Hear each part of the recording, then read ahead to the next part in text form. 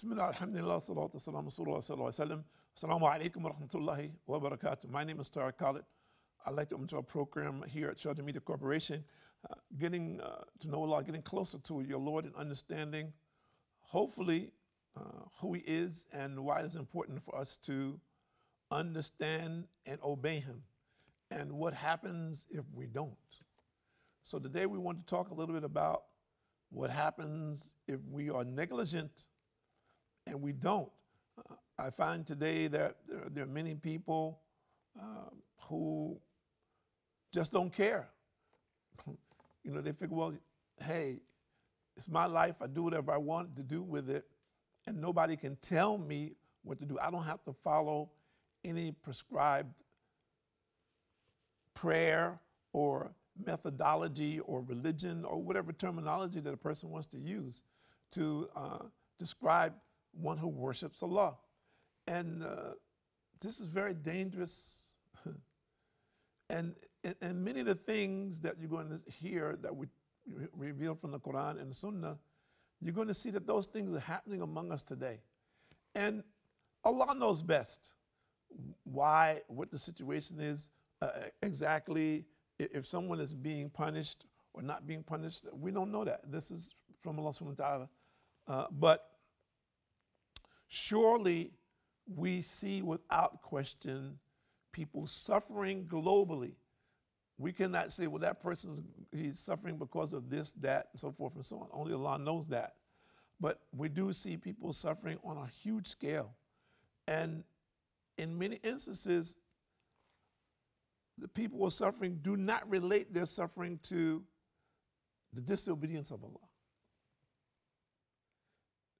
Generally, they're pointing their finger at someone else as opposed to pointing their finger at themselves and seeing, well, I need to rectify myself. And that also, on a higher level, is related to a person who has everything. It's a huge test for him. He's never had so much as a cold in his life. Similarly, there's a huge test for him to realize that all that he owns, all that Allah has granted him, it is only by Allah's permission. And simply Allah can just take it away. It can dissipate, be finished. So it's important for us to understand both sides of the coin. The person who has little or nothing and the person who has everything.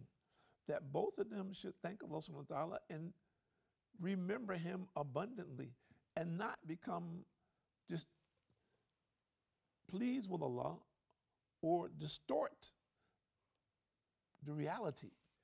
And of course, today we find with these particular mechanisms that we have, this equipment that we're using, that man today is mastered illusion far, far and above and beyond what could have been conceived of not very long ago. And of course, Satan is using this. People say, yeah, man, you blame everything on Satan, Satan, Satan, Satan, Satan. I'm tired of hearing, listen, I can't have a good time because you guys, and you always talk about Satan. You got me like looking over my shoulder, looking my back, looking around the corner about Satan. He's always there. He's trying to do this thing to me. But Allah says in the Quran that Satan is your avowed enemy, that he will be with you until your last dying breath. So, and the only time that we know that he's shut down is on Ramadan. So that means 11 months out of the year, he's all over you, if he so chooses. And he can also give you a break and use this as a science to get to you.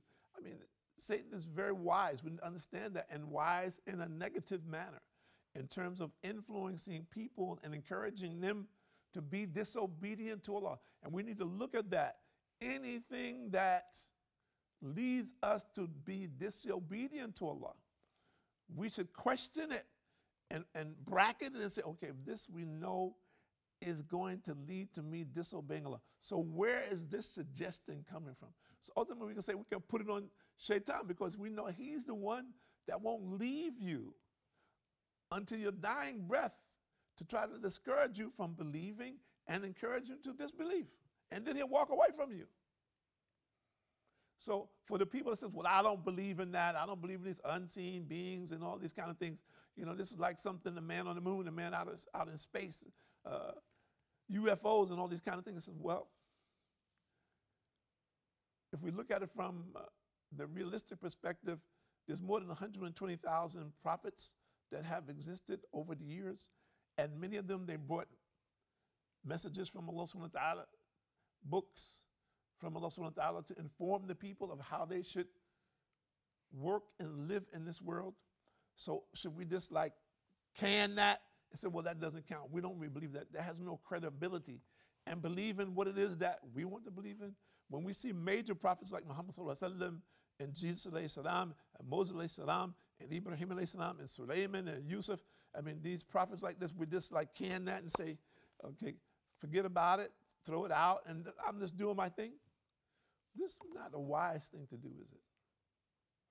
Minimally, for a person who's a disbeliever, he should investigate and investigate thoroughly. And why we say thoroughly? Because your very existence is dependent on it, meaning your existence presently and in the hereafter. Your eternity is essential for you to understand the basis of what's going to be your belief system when you come before your Lord. It is essential for you to understand this. You will not, the people says, well, I'll get to that bridge when I cross it. No, no, no, no, not like that. No, no, this is foolishness in this case. You have to believe now, and you have to certify your belief. And you need to educate yourself about that belief. Because when you go to the grave, if you don't have it now, you will not be able to account. So the people who are negligent, let's just talk about, let's see what Allah says in the Quran, and we'll go from here. This is Surah number 24, verse number 63. Bismillahirrahmanirrahim. And let those who oppose the messenger's commandment, meaning his sunnah, the way of the Prophet ﷺ, you know, the legal ways and orders and worship from an Islamic point of view. Among the sects, beware lest some fitna should befall them or painful torment be inflicted on them. So let's describe what is fitna, this Arabic word. It means disbelief, trials, afflictions, earthquakes, killing, being overpowered by a tyrant. All of these things we've seen in recent years, in the last 20 years. And of course we can say, well, this is not the first time that this happened in history, that things have happened before. But we see in the last days that these things are on the increase. Some people said, well, you know, we just started documenting it. We don't really know that much up until a certain date. Fine, but we shouldn't be in denial about it. You know, we shouldn't allow that. If that is the case, then we shouldn't allow that to stop us from educating ourselves to the reality of what's coming and what we're facing. And if we've been told that this is a punishment for disbelief, then we need to look at ourselves and see, what do we believe? Okay, okay, question me. You say you believe in Allah. And the person says, I don't know Allah. Says, the only thing I know is ABC. He says, well, fine. Take ABC and let's qualify it. Where's ABC going to lead you? How is ABC going to forgive you of your sins? How is ABC going to help you on the day of judgment? How is ABC before the day of judgment going to help you when you go to the grave? We need to know that. How is ABC going to help you in this life to prepare for your next life? Realistically, with realistic alternatives to being punished. Or to say, well, there's not going to be any punishment. There's really no heaven or hell. And I'm going to return as a butterfly. This is foolishness. This is foolishness. And I think the average person realizes that, but people in denial based on their desires, whatever it is that they want to do. But in your hereafter, no. After you die, you will not have recourse. Whatever baggage you have, you're going to take it with you. And everybody knows that. And it's easy for people to say, well, Jesus, alayhi salam, will take my sins. No, he will not. This is fiction. Why? Because we believe Allah is a just God, don't we? I think we have this in common with the Christians and Jews, that God is a just God. So if he's a just God, why would he put the sins of millions of people on one person? Is that just? Think about it. It may be convenient for people to believe that. It's convenient to think that, well, I can take this and give it, I can take this baggage and give it to somebody else, and they will carry it for me, and I'll be all right. Everything will be cool. But we all know internally this is not realistic. Not at all. It is fantasy. And let's see what Allah says. And Allah warns you against himself, meaning his punishment. This Surah number 3, verse number 30. Surah number 85, verse number 12. Verily, Allah is talking to Muhammad sallallahu alaihi wasallam, the grip, meaning the punishment of your Lord is severe.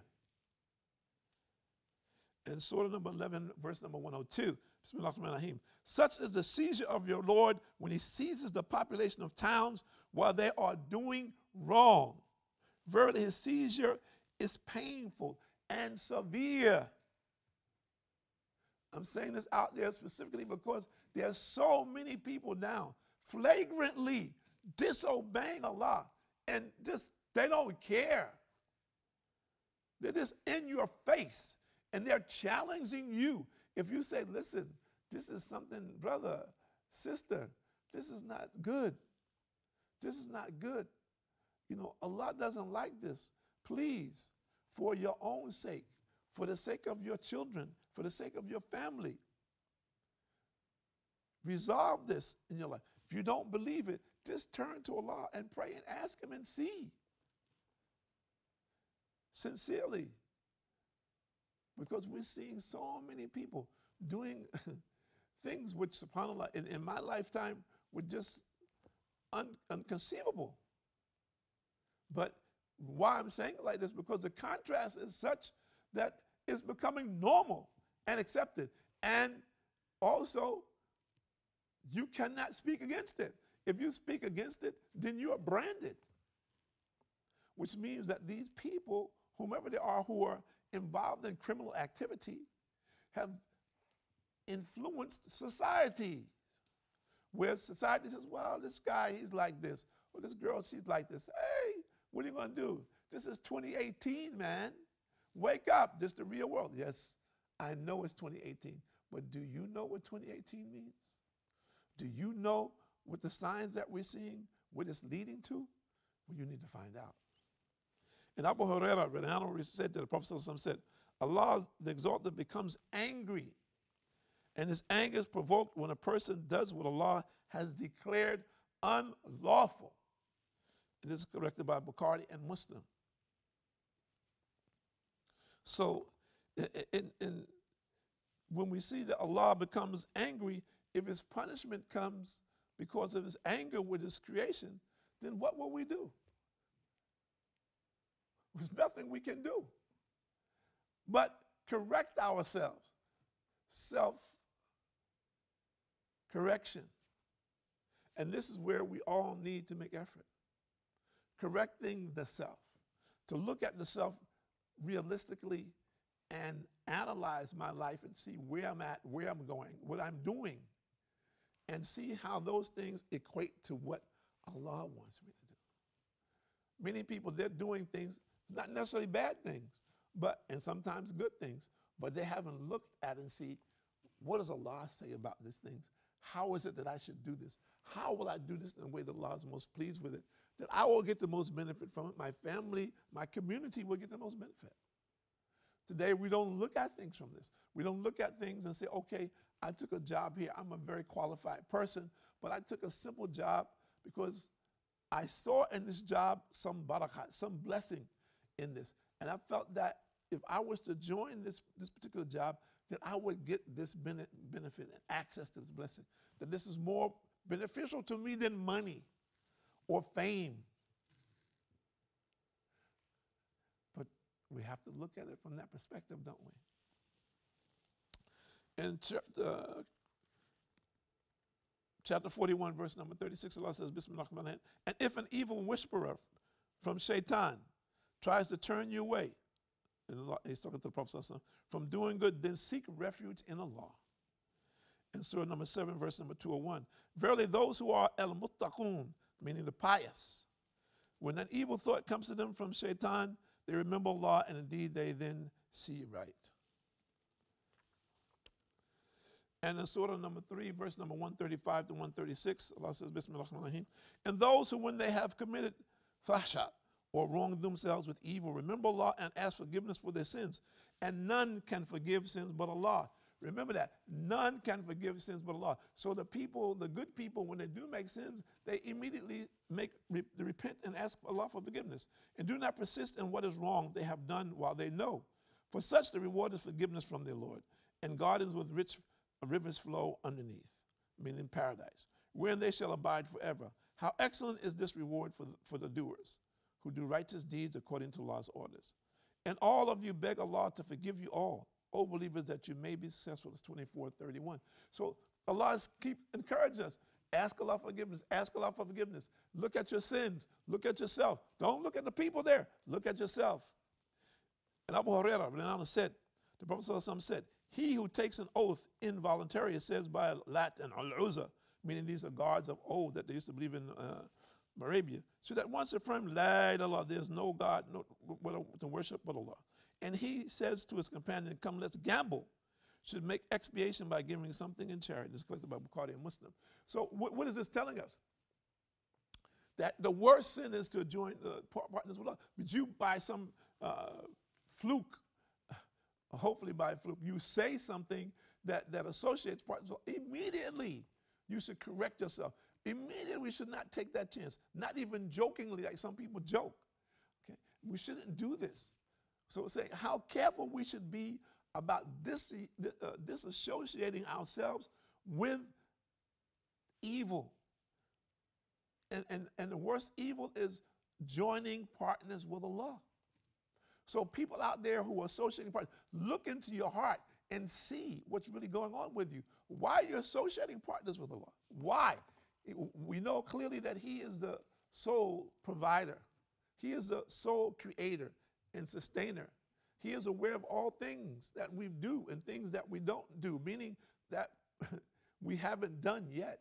So how is it that we can believe in something that is man-made, for example, or something what Allah created? So think about that and work on it and ask Allah to show you the correct path. My name is Tariq Khalid. I'd like to thank you for joining us here at Sharjah Media Corporation on getting to know Allah, getting closer to your Lord. And we're hoping by Allah's mercy that this is happening to people out there and that Allah is guiding them to the truth and their hearts are opening to this truth so they may get the paradise and saved from the hellfire. Assalamu alaikum wa rahmatullahi wa barakatuh.